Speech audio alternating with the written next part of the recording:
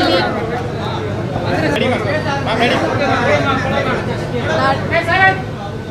Dr. Tendril, clinical lead and senior consultant, Department of Obstetrics and Gynecology at Ma Kaveri Women and Children's Hospital, Radiant Road. நான் doctor Sindhu, neonatal specialist, chief neonatologist, Maa Kauvery hospital, radial road. So ஒரு கைனகாலஜிஸ்டாக நான் பேசுகிறேன். ஒரு Maa Kauvery women and children's hospital is truly a place where விமெனுக்கு தேவையான அனைத்துமே அவங்களுடைய எல்லா ஹெல்த் கேர் நீட்ஸ்க்கும் ஒரு ஒன் ஸ்டாப் டெஸ்டினேஷனாக Maa Kauvery women and children's hospital அமையும் என்பது எங்கள் கனவு, எங்களோட vision. From natural birth, water birth to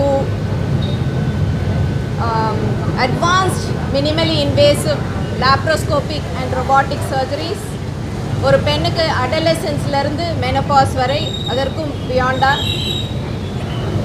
அது மட்டும் இல்லாமல் prevention, from prevention and wellness to complex treatments, from maternity to comprehensive women's health. ஒரு பெண்ணுக்கு எல்லா வாழ்க்கையின் கட்டத்திலும் தேவையான ஹெல்த் கேர் நீட்ஸ்க்கு மா காவேரி ஒரு தாயை போல. மா என்றால் தாய், தாய் என்றாலே அன்பு, அரவணைப்பு, நம்பிக்கை, பாதுகாப்பு. Maa Kaveri women and children's hospital ஒரு பெண்ணோட ஹெல்த் கேர் நீட்ஸ்க்கு கண்டிப்பாக அரவணைத்து பாதுகாப்பு கொடுத்து நல்வழிப்படுத்தும் மருத்துவமனையாக திகழும் என்பது எங்களுடைய குறிக்கோள், விஷன். பிரிவில் நியூபார்ன் பேபி முதல் 0 இயர்ஸ்லேருந்து 18 வயசு வரை குழந்தைகளுடைய பராமரிப்புக்கான எல்லா ஸ்பெஷாலிட்டிஸையும் கொண்ட ஹாஸ்பிட்டல் இது. 120 பெட்ஸில் 19 பெட்ஸு நியூபார்ன் ஐசியூக்கும், 7 பெட்டு பீடியாட்ரிக் இன்டென்சிவ் கேர் யூனிட்டுக்கும், மற்ற இதர specialities paediatric nephrology, paediatric surgery, paediatric pulmonology, cardiology, அப்படி சொல்ல ஹெமட்டோ ஆன்காலஜி, அப்படி பாக்கி எல்லா ஸ்பெஷாலிட்டிஸும் குழந்தைகளுக்கான இருக்கக்கூடியது. ஸ்பெஷல் குழந்தைகளுக்கான வார்டும் வச்சு இது பண்ணுறோம். Normal babies postnatal care, follow up services, pediatric children's OPD மட்டும் இல்லாமல் அவங்களுக்கு தேவையான மற்ற சிகிச்சைகள், அந்த பிராங்கோஸ்கோபி, எண்டோஸ்கோபி, அந்த மாதிரி மெக்கானிக்கல் வென்டிலேஷன். நியூபார்ன் சில்ட்ரனுக்கு பார்த்திங்கன்னா எல்லா ட்ரீட்மெண்ட்டும், neonatal surgeries, neonatal ventilation, exchange transfusion, parenteral nutrition, அந்த மாதிரி சொஃபிஸ்டிகேட்டட் சர்வீசஸும் என்டையர் ரேஞ்சு 0 to 18 இயர்ஸ் வரை குழந்தைகளுக்கு பார்க்குறதுக்கான ஃபெசிலிட்டிஸ் ஹாஸ்பிட்டலில் இருக்குது. அனைவருக்கும் இனிய மாலை வணக்கங்கள். இந்த இனிய விழாவிற்கு வருகை தந்து சிறப்பித்துக் கொண்டிருக்கும் தமிழக அரசின் மனிதவள மேம்பாட்டுத்துறை அமைச்சர் அன்பு சகோதரர் திரு சரத் அவர்களுக்கும், பல்லாவரம் சட்டமன்ற தொகுதி உறுப்பினர் அன்பு சகோதரி காமாட்சி அவர்களுக்கும், காவிரி குடும்பத்தின் ஃபவுண்டர்ஸ் டாக்டர் சந்திரகுமார் அவர்களுக்கும், டாக்டர் அவர்களுக்கும், டாக்டர் அரவிந்த் செல்வராஜ், டாக்டர் மணிவரன் செல்வராஜ் மற்றும் மா காவிரி குடும்பத்தில் சிறப்பாக பணியாற்றிக் கொண்டிருக்கும் மருத்துவர்கள், செவிலியர்கள், அனைத்து மருத்துவமனை ஊழியர்கள் மற்றும் இங்கு வந்திருக்கும் பொதுமக்கள், ஊடக நண்பர்கள், காவல்துறை நண்பர்கள் அனைவருக்கும் மீண்டும் ஒரு முறை வணக்கத்தை தெரிவித்துக் கொள்கிறேன். ரொம்ப சந்தோஷமாக இருக்குது. இந்த மா காவிரி குடும்பத்தோட ஜேர்னியை கேட்குறப்ப 1999 ஆரம்பித்த அந்த ஒரு நிறுவனம் இன்னைக்கு பல்லாயிரக்கணக்கான படுக்கை வசதி கொண்ட பல்வேறு தரப்பட்ட சிகிச்சைகளை, தரமான மருத்துவ சிகிச்சைகளை வழங்குற அளவுக்கு இன்னைக்கு வளர்ந்துருக்காங்கன்னா அது ஒரு பெரிய இமாலய சாதனை தான். இதெல்லாம் பார்க்குறப்ப ஒருத்தருக்கு ஒரு இந்த அளவுக்கு வரணும்னா ஒரு விஷன் வேணும். நிறைய பேர் டாக்டர்ஸ் முடிச்சு நம்ம ப்ராக்டிஸ் பண்ணுறோம், ஒரு ஹாஸ்பிட்டல் கட்டுறோம். நம்ம எந்த அளவுக்கு நம்மளுடைய நம்மளோட சேவை எந்த அளவுக்கு நம்ம பண்ண போகிறாங்கிறது ஒவ்வொரு டாக்டரும் நம்ம தீர்மானிக்கிறோம். ஒரு தனி மனிதனோட விஷன் எந்த அளவுக்கு ஒரு டிரான்ஸ்ஃபார்ம் ஆகும் அப்படிங்கிறதுக்கு ஒரு சிறந்த உதாரணம். நம்ம அரசியல் பார்த்தீங்கன்னா ஒரு தனி மனிதனுடைய விஷன் இன்னைக்கு தமிழக அரசியலில் ஒரு பெரிய மாற்றத்தை உண்டாகி இருக்குன்னா அதுதான் ஒரு மாற்றம். நம்ம தமிழக முதலமைச்சர் அவர்கள் ஒரு சிறப்பான ஒரு தலைமையை நம்ம தமிழக நாட்டுக்கு வழங்கி கொண்டிருக்கிறார். அந்த விதத்தில் நம்ம ஒரு மருத்துவத்துறையின் ஒரு அமைச்சராக எனக்கு ஒரு பெரிய வாய்ப்பை வழங்கியதற்கு முதல்ல ஒரு மனமார்ந்த நன்றி தெரிவிக்க நான் கடமைப்பட்டிருக்கிறேன். இப்போ நம்ம டாக்டர்ஸ் காவிரி குடும்பத்தின் நிறுவனர்ஸ் ஃபவுண்டர்ஸ் அவங்கெல்லாம் வந்து நம்மளுடைய இன்வைட் பண்ணப்ப கண்டிப்பாக இந்த நிகழ்ச்சிக்கு வரணும். ஏன்னா ஒரு ப்ரைவேட் செக்டரை வந்து நம்ம ஒரு காம்படிஷனாக நம்ம பார்க்க முடியாது. As a health minister I C private sector as a strategic partner in the service delivery for the people of Tamil Nadu. Because பார்த்தீங்கன்னா நம்ம இப்போ இருக்கிற பாப்புலேஷனுக்கு கண்டிப்பாக பப்ளிக் செக்டர் மட்டும் பத்தாது. That's why we are partnering private sectors for the Chief Minister's comprehensive health insurance schemes. They are very important partners. So அதனால் பார்த்தீங்கன்னா இந்த மாதிரி ஒரு ப்ரைவேட் செக்டர்லேயும் நமக்கு அரசு துறையில் அரசு சார்பாக எந்தெந்த விதத்தில் நம்ம ஃபெசிலிட்டேட் பண்ண முடியுமோ அந்தந்த விதத்தில் நம்ம ஃபெசிலிட்டேட் பண்ண வேண்டிய தேவை இருக்குது. குறிப்பாக ஒரு தனியார் மருத்துவத்துறையில் பார்த்தீங்கன்னா அவர்களுக்கு ஒரு 3 முக்கிய பங்கு இருக்குது. இப்போ நம்ம பொதுத்துறையில் அரசு மருத்துவமனையில் அனைவருக்கும் தரமான மருத்துவ சிகிச்சை அது ஒரு நமக்கு லட்சியமாக இருக்குது. நம்ம இன்னும் அந்த லட்சிய பாதையில் நம்ம கடக்க வேண்டிய தூரம் இன்னும் அதிகமாக இருக்குது. இப்போ நம்ம அரசு மருத்துவமனையில் ஆரம்ப சுகாதார மருத்துவம்லாம் நமக்கு ஓரளவுக்கு நம்ம பரவலாக்கப்பட்டு விட்டன. நம்ம அடுத்த இலக்கு நான் பட்ஜெட் உரையில் பேசுகிறப்ப நான் சொன்னேன், நம்ம மாவட்ட மருத்துவமனையிலும் சரி தாலுகா மருத்துவமனையிலும் சரி அந்த லெவல்லையும் நம்ம ஒரு ஸ்பெஷலிஸ்ட் ஒரு உயர் சிறப்பு மருத்துவ சிகிச்சையை நம்ம அந்த லெவலுக்கும் கொண்டு போகணும் அப்படிங்கிற நோக்கத்தில் நம்ம கடக்க வேண்டிய தூரம் அதிகமாயிட்டு. இன்னொரு பக்கம் தனியார் மருத்துவமனைகள்லாம் அவங்களுடைய பங்கு பார்த்தீங்கன்னா they push the level of excellence and research and innovations. அந்த லெவலில் அவங்களுடைய பங்கு சிறப்பாக இருக்க வேண்டிய தேவை இருக்குது.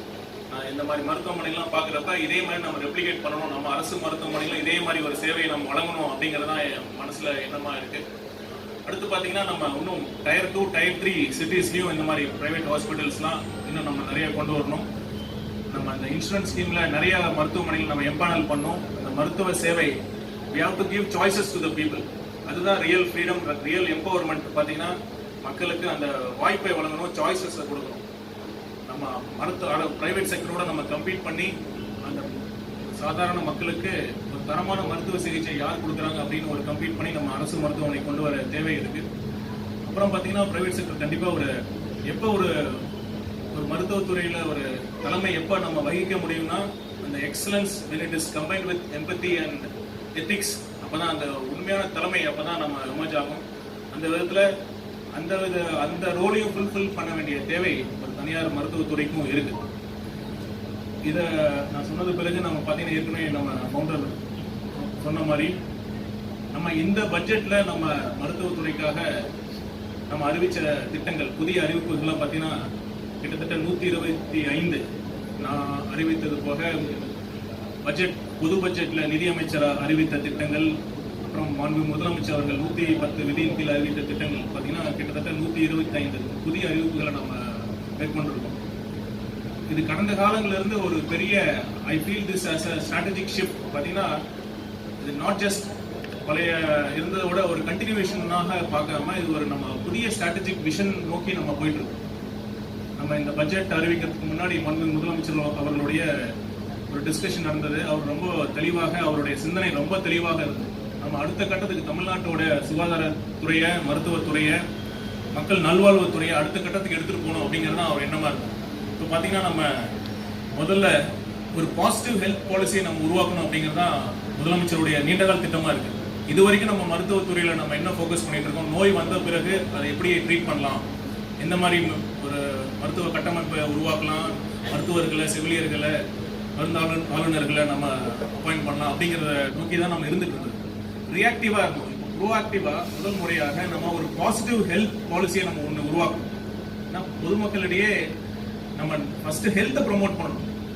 ஸ்டார்டிங் ஃப்ரம் டயட் நம்ம எக்ஸசைஸ், எந்த மாதிரி உணவுகளை சாப்பிடணும், எந்த மாதிரி சாப்பிடக்கூடாது, எந்த மாதிரி ஃபார் எக்ஸாம்பிள் ஃபிசிக்கல் ஆக்டிவிட்டி நம்ம இருக்கணும் அப்படிங்கிறது பிரைமோடியல் ப்ரிவென்ஷன் நம்ம சொல்லுவோம். மருத்துவ ஒரு துறையில பார்த்தீங்கன்னா நோய் வரத்துக்கான ரிஸ்க் ஃபேக்டர்ஸையும் நம்ம குறைக்கணும். அதுதான் ஒரு உண்மையான ஒரு மருத்துவ கட்டமைப்பை ஒரு வலுவான ஆரோக்கியமான தமிழ்நாட்டை உருவாக்கக்கூடிய மிக முக்கிய நான் பங்கா பார்க்குறேன். அந்த விதத்துல இந்த நம்ம அவர் சொன்னப்ப உடனடியாக நம்ம துறை சார்ந்த அதிகாரிகிட்ட பேசி தமிழ்நாட்டில் முதல் முறையாக ஒரு பாசிட்டிவ் ஹெல்த் பாலிசியை நம்ம உருவாக்கணும். மக்களுக்கு, அனைத்து பொதுமக்களுக்கும் நமக்கு எந்த மாதிரி ஆரோக்கியம் சார்ந்த அனைத்து வகையான தகவல்களும் அவங்களுக்கு சென்றடையும். There should not be any discrimination with regard to access to health information அப்படிங்கிறது அவருடைய திட்டமா இருக்கு. ஒரு உதாரணம் பார்த்தீங்கன்னா, நம்ம எந்த மாதிரி எண்ணெய், நம்ம சமைக்கிறதுக்கான எண்ணெய் நம்ம பயன்படுத்தணும், அப்புறம் குறிப்பாக நம்மளுடைய கேலரி லெவல் எந்த மாதிரி எடுத்துக்கணும். இன்னொரு விஷயம், நம்ம உணவுல எந்த அளவுக்கு நம்ம உப்பு சேர்த்துக்கிறோம் அப்படிங்கிறது. இப்போ கரண்ட் ரிசர்ச்லாம் சொல்றோம், எந்த அளவுக்கு நம்ம சுகர் நமக்கு பிரச்சனையோ அதே அளவுக்கு சால்ட்டும், நம்ம உபயோகிக்கிற சால்ட் லெவலும் பிரச்சனை தான் சொல்றோம். நம்ம பார்த்தோம்னா வீட்டில் இருக்கிறத விட கண்டிப்பாக நீங்கள் ஹோட்டலில் ரெஸ்டாரண்ட்ல போகிறப்ப ஒரு 10% அதிக அளவு உப்பு இருக்கும். அந்த டேஸ்ட்டுக்காக நம்ம போடுவோம். இதை மக்கள் டிமாண்ட், மக்களுக்கு அந்த உணர்வு, அந்த பாசிட்டிவ் அந்த பாலிசி மூலமா அவங்களுக்கான விழிப்புணர்வு ஏற்படுத்தா ஸ்லோவா அந்த டிமாண்ட், அவங்களுக்கு அந்த ரெஸ்டாரண்ட்ஸ்ல இருக்கிற ப்ரெஷரை நம்ம குறைக்கணும். அந்த டேஸ்ட்டுக்காக நம்ம கூடுதலாக சேர்க்கிற உப்பு அளவும் படிப்படியாக நம்ம சமுதாயத்தில் குறைக்கணும். அது மூலிமா பார்த்தீங்கன்னா தொற்றா நோய்கள் தான் இப்போ அதிகமாக வளர்ந்துட்டு இருக்கு. ஸோ முதல்ல நான் சொன்ன மாதிரி ஒரு பாசிட்டிவ் ஹெல்த் பாலிசி நம்ம உருவாக்கணும். அடுத்து பார்த்தீங்கன்னா, நம்ம அரசு மருத்துவமனைகள்லாம் we need to develop ஒரு மாஸ்டர் பிளான், ஒரு விஷன் டாக்குமெண்ட்டை உருவாக்கணும் அப்படின்னு அவர் சொன்னார். ஏன்னா பார்த்தீங்கன்னா, ஒரு சின்ன உதாரணம் சொல்கிறேன். இப்போ நான் எந்த மாவட்டத்தில்னு சொல்லல, ஒரு 10 ஏக்கர் இடம் இருக்கு. அப்போ என்னதுன்னா, ஒரு பட்ஜெட்டில் ஒரு 40 லட்சம் ஒதுக்குறாங்க, அடுத்த பட்ஜெட்டில் ஒரு 2 கோடியை ஒதுக்குறாங்க, இன்னொரு அடுத்த பட்ஜெட்டில் ஒரு 50 லட்சம் ஒதுக்குறாங்கன்னா, எப்பெல்லாம் நிதி ஒதுக்குறாங்களோ அதுக்கு தகுந்த மாதிரி ஒரு பில்டிங்கை நம்ம கட்டுறோம். இப்போ ஒரு கிரவுண்ட் ஃப்ளோர் மட்டும் ஒரு இடத்துல ஒரு 2000 ஸ்கொயர் ஃபீட்ல ஒரு 5000 ஸ்கொயர் ஃபீட்ல கட்டுறோம். அடுத்த பட்ஜெட்ல இன்னொரு பில்டிங் நம்ம பக்கத்திலேயே இன்னொரு கிரவுண்ட் ஃப்ளோர் மட்டும் கட்டுறோம். அப்படி பார்த்தீங்கன்னா ஒரு இன்டெகிரேட்டட் அப்ரோச்சே இல்லை. என்டையர் ஒரு பர்டிகுலர் மாவட்டத்தில் அந்த 10 ஏக்கர் முழுதும் ஒரு கிரவுண்ட் ஃப்ளோர், ஃபர்ஸ்ட் ஃப்ளோரா அடிக்க தனித்தனி பில்டிங்கா இருக்கு. ஒரு பேஷண்ட்ஸ் எப்பெல்லாம் நம்ம ஒரு சிடி ஸ்கேன் நம்ம கொண்டு வரோம்னா அதுக்கு ஒரு பில்டிங் கட்டிடுறாங்க. அப்புறம் ஒரு டென்டல் ஃபெசிலிட்டி அந்த மாவட்டத்துக்கு நம்ம கொண்டு வரோம்னா அங்கே ஒரு தனி ஒரு பில்டிங் கட்டுறோம். அப்புறம் எம்ஆர்ஐ வரப்ப அங்கே ஒரு பில்டிங், அப்புறம் புதுசா ஒரு சித்தா வரப்ப அங்கே ஒரு பில்டிங். இந்த மாதிரி ஒரு 10 ஏக்கர் ஒரு இடம் நம்ம ஒரு தனியார் நிறுவனத்துக்கு கிடைச்சாங்கன்னா எந்த அளவுக்கு அந்த ஸ்பேஸை ப்ராப்பரா யூஸ் பண்ணுவாங்கிறது நமக்கு நல்லா தெரியும். மேக்ஸிமம் எஃப்எஸ்ஐ வாங்கி கட்டிட்டு இன்னைக்கு இருக்கிறதே லேண்ட் தான் இருக்கிறதுலே மோஸ்ட் ப்ரெஷியஸ் ரிசோர்ஸ். அதை ஒன்றும் நம்ம எஃபெக்டிவா யூஸ் பண்ணல. ஸோ இதுக்கு தேவை என்னன்னா, we need a long term master plan for each and every health facility starting from medical colleges. So அதை உருவாக்க போகிறோம். இப்போ பார்த்தீங்கன்னா செங்கல்பட்டுலாம் பார்த்தீங்கன்னா நிறைய பில்டிங்ஸ் தனித்தனியாக இருக்கும். இங்கே இருக்கும் எக்ஸ்ரே ஒன்று பார்த்தீங்கன்னா patient has to walk for nearly ஒரு 1/2 கிலோமீட்டர் நடந்தால் எக்ஸ்ரே போகும். ஸோ இதெல்லாம் இன்டகிரேட்டடாக பார்த்தீங்கன்னா பேஷண்ட் எக்ஸ்பீரியன்ஸை நாம் இம்ப்ரூவ் பண்ணணுங்கிறது தான் முதலமைச்சருடைய நோக்கமாக இருக்குது. இப்போ நீங்கள் அரசு மருத்துவமனைக்கு ஏன் மக்கள் தயங்குறாங்கன்னா, அடிப்படை 2-3 விஷயங்கள் தான் இருக்குது. அரசு மருத்துவமனைக்கு போனால் கூட்டமாக இருக்கும், ரொம்ப நீண்ட நேரம் நம்ம க்யூவில் வெயிட் பண்ணணும், அங்கே இருக்கிற ரெஸ்ட் ரூம்லாம் நீட்டாக இருக்காது, அங்கே குடிநீர் வசதிகள் இருக்காது, அப்புறம் வெயிட் பண்ணுறதுனால வெயிட்டிங் ஏரியா இருக்காது. அப்படிங்கிற மாதிரி அது உண்மைதான் கூட, அது மறுக்கலாம் முடியாது. ஸோ இதை மேம்படுத்தணும். எப்படி நம்ம மக்கள் ஒரு ஷாப்பிங் போனோம்னா ஒரு ஷாப்பிங் எக்ஸ்பீரியன்ஸ்னு சொல்கிறோமோ, அதே மாதிரி ஒரு மருத்துவ பயனாளிகளுடைய ஒரு மருத்துவமனை அனுபவங்களை நம்ம மேம்படுத்துகிறோம். அதான் ப்ரைவேட் ஹாஸ்பிட்டல்ஸோட பங்கும் ரொம்ப இம்பார்ட்டன்ட் தான். They are strategic partners.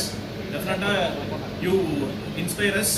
கண்டிப்பாக உங்களுடைய குவாலிட்டி ஆஃப் கேர் அதை நாங்கள் நோக்கி அந்த கேப்பை கண்டிப்பாக குறைக்க முயற்சி பண்ணுவோம். So at this juncture, I thank those doctors, founders who have invited me and given me this opportunity to be present here. And I wish this hospital a grand success. We continue to provide excellent medical service with ethics, which is what அந்த ஒரு பேஷண்ட்டுக்கும் டாக்டர்ஸ்க்கும் இருக்கிற trust, ஒரு secret trust இருக்கு. அந்த trust தான் இந்த நம்மளோட entire medical ஃபீல்டோட எடிஃபைஸாக நான் பார்க்குறேன். That is the foundation of this entire medical field. அந்த ஒரு எத்திக்ஸோட நம்ம இன்னும் பல மடங்கு இன்னும் உயர்ந்து இன்னும் பல இடங்களில் நீங்கள் இந்த உங்களுடைய மருத்துவ சேவையை விரிவாக கொடுக்கணும் என்பதை கூறிக்கொண்டு உங்களை வாழ்த்தி விடைபெறுகிறேன். நன்றி.